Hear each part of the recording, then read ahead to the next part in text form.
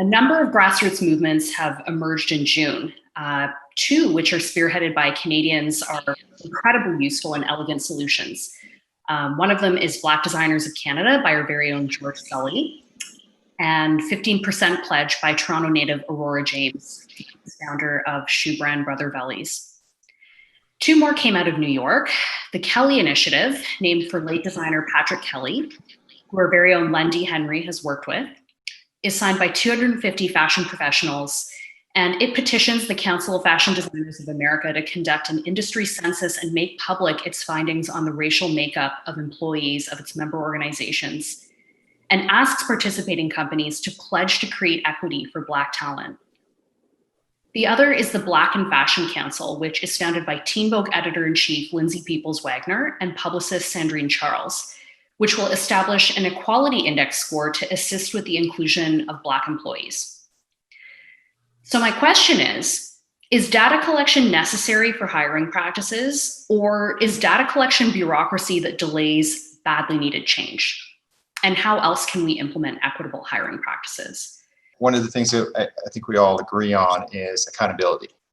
And in collecting that data and understanding how you're hiring and who you're hiring, we'll hold people to that.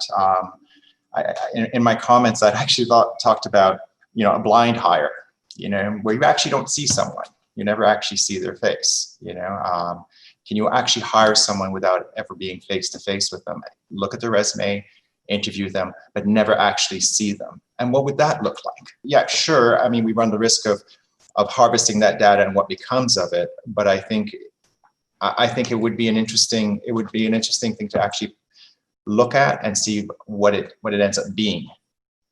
It's going to be one of those things that we're going to be shifting, moving anyway, right? So let's start there and see what becomes of it. I worry about tokenism. That's my thing. It's like, hey, let's put Elise in this campaign because we're trying to be different and cool, but really the people in power are white faces, the people signing the checks are white faces, and it's just essentially like using an image like Elise, using an image like Lana to say, hey, we're conscious and all that stuff, but really it's just tokenism. And for me, I think that's what the question comes down to is this a real shift in equality, or is this just a shift into tokenism? Richard's point on blind hiring, like essentially hiring the best person for the job, whether they're Black, white, Chinese, Asian, have a disability, whatever, like they're the best person for the job, being able to hire them blind, amazing. But the long or the short of it is, I think what we've all just been fighting for is an equal playing field.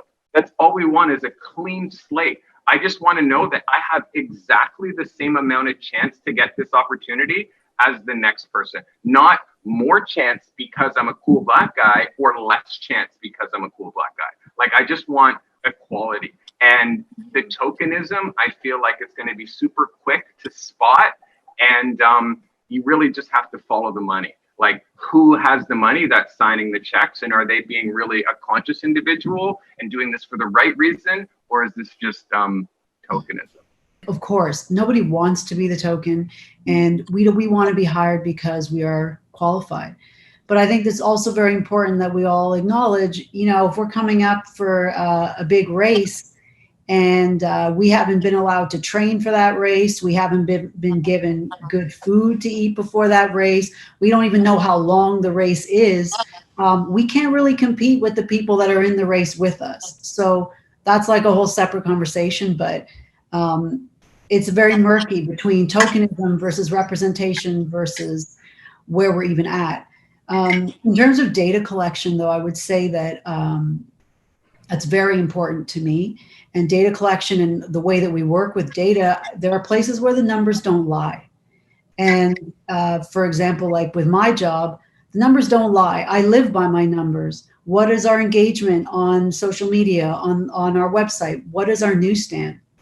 And we all know the lines about Black people don't sell magazines or Black people don't sell. And I'm here to say Black people are good for business.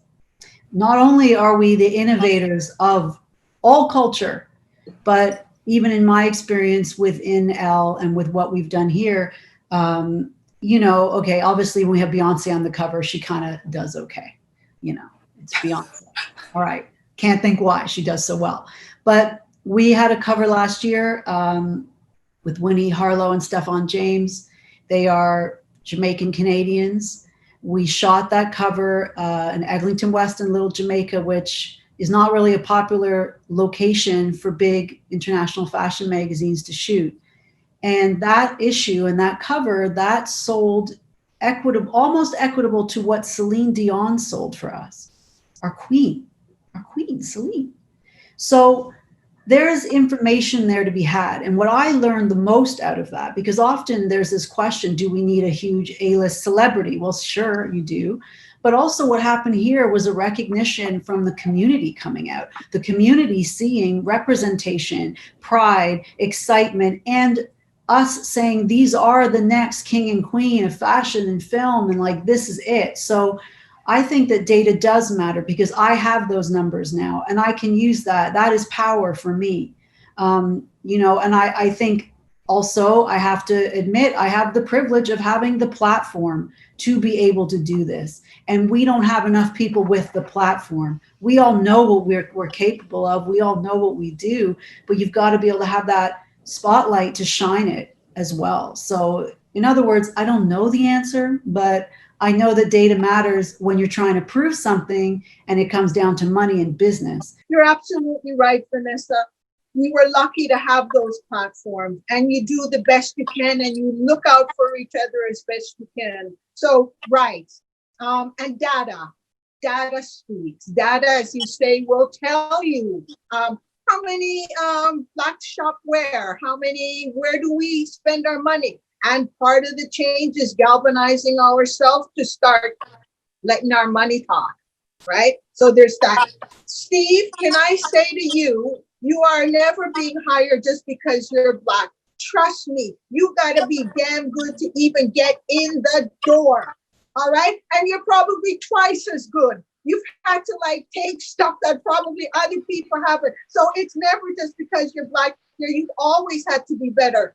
I would hesitate to say that a lot of us feel that need to be the best, of course, but yeah, we're the first. We're out there representing. Absolutely. I can tell you that from the education side too, representation of Black instructors and bringing more curriculum with the Indigenous and Black culture in is a huge challenge for them. Working at it, but we need way more presence. I founded this thing called Mud Canada Rocks to benefit an organization called Eva's Place. And Eva was a little Jamaican woman who came here in the 60s, little but she talawa, they say. She came as a domestic, and so her skills were downgraded. She battled with North York. She said, I know there are homeless youth in North York. I know they're having problems fitting in. And the mayor at the time and the lawmakers said, no, we don't have that in North York. She must have done something to demonstrate to them that there are kids who need help. And ultimately, the first Eva's Place was indeed opened in North York. That's now grown, that organization has now grown to be the top 10 high impact charity across Canada, created by a little Jamaican woman. So I think every step of the way, you've got to hold people accountable. You've got to show the numbers. At some point, we hope to get past that. But right now, we need the numbers to say, look, this is it. We're holding you to the fire. This is what we've got to do going forward. I think that the data collection is important to see, how much things have changed, how much things continue to change. Vanessa was just saying about the cover and with Winnie Harlow on it, selling as many as a cover with Celine Dion.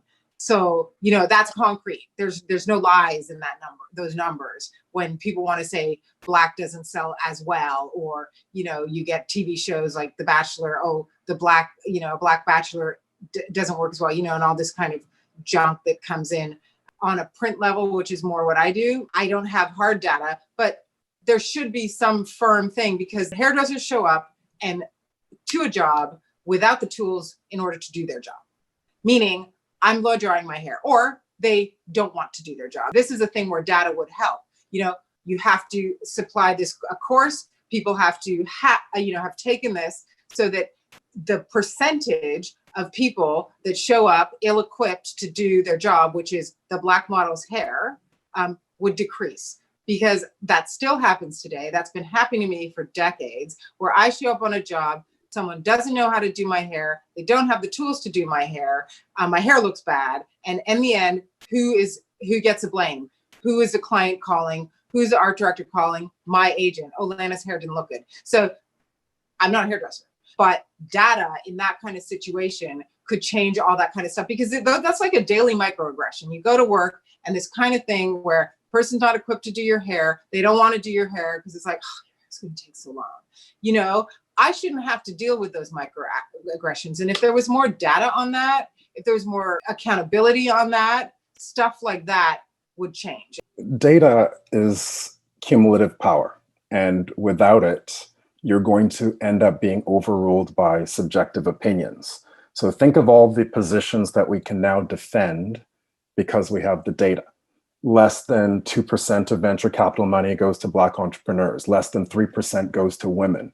Percentage of people who are assaulted by police when they're Black. If you didn't have that data, you would actually be powerless.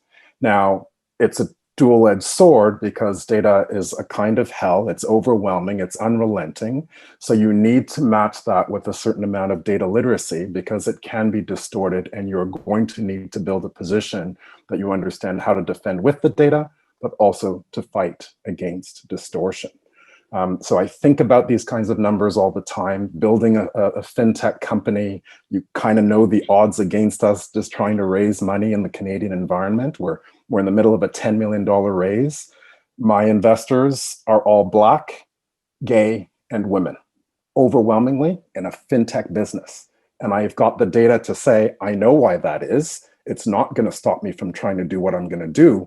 But if I didn't have that data, I would be a little bit blind as to what we're up against. So I'm absolutely a big data fan, even though I understand the risk and the downside, but it's an absolute necessity to be in the data business in every single business that we're in. I must admit, we have over 250 hair, makeup, and manicurists based worldwide. And I can't tell you how many of them are Black. Can't tell you how many are people of color. Can't tell you how many are gay, how many are straight. I have no idea, because we blind hire. When Richard was speaking about blind hiring, that's exactly what we do. You send in your work, and if your work is worthy, we will propose you to do a job. Yes, in an altruistic world, that's how it should work. And that's how I run the business.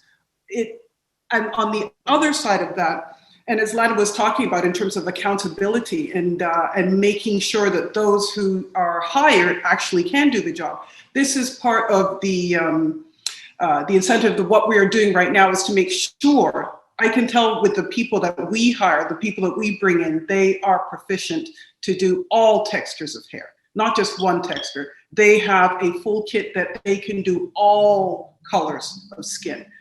Because, and that's what makes us the best at what we do, because we make sure that we have these kinds of vetting systems in place. All we're asking is that others do the same. So that could be a producer, that could be a designer. Those who are the stakeholders, those are the ones who hold the purse strings in terms of hiring the creative talent.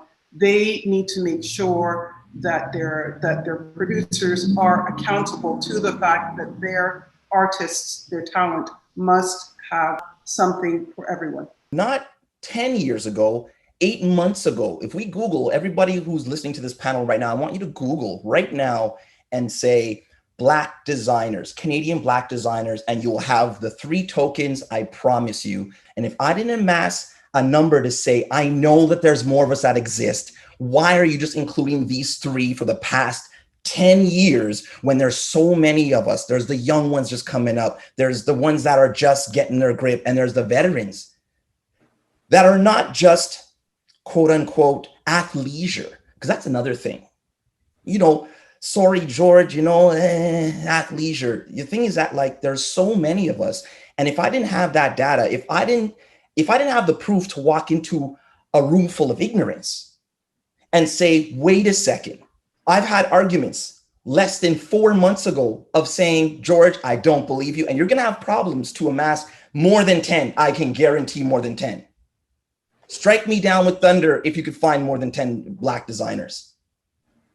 And it just gave me more fire. And when I found so many more collected, I'm just like, if I didn't have this, nothing would be happening as is happening now. Nothing of it. So thank you for the data. Thank you. Because believe it or not, there's still arguments saying that there's no problem to see here. There's no problem. Fight that with nothing. I think there's different ways that the data collection and hiring can go. I feel like it could potentially force organizations to be more progressive and make changes. It'll also bring to light, and show the public that maybe they're not being as diverse as they're claiming to be. And I don't know, I have mixed feelings because if they do have this data, what if they reach a certain quota and feel like, because we reached that quota, now we don't have to be diverse anymore, or we don't have to hire any more people of color. And I don't want that to be an issue. Also, we don't see a lot of Black and Indigenous people in a lot of spaces, and that data can bring that to light as well and open up more opportunities for people of color, so that we're not limited by who we are, like our race or our skin color. So I think it can go either way. Listening to you, I think overwhelmingly you agree that data collection is necessary for holding organizations accountable for their hiring practices. I only have one thought to add to that, which is the importance of getting through this step quickly, so that we can get to the next step, which is actually reforming hiring.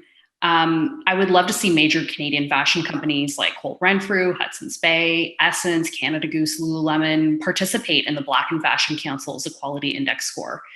Vanessa, I think it was really interesting to hear about how some of your BIPOC covers and content has performed. And, I'm sure this data would be especially compelling when negotiating with advertisers. Also, Charmaine, Lana, Celia, you spoke about the changes that have to happen in the beauty space, whether that's beauty schools, shoots, backstage at shows. Celia, your work with the Big Four Fashion Weeks to draft a code of conduct for productions teams is such a great idea. It's one that I think Toronto Fashion Week and other fashion weeks in Canada should implement too.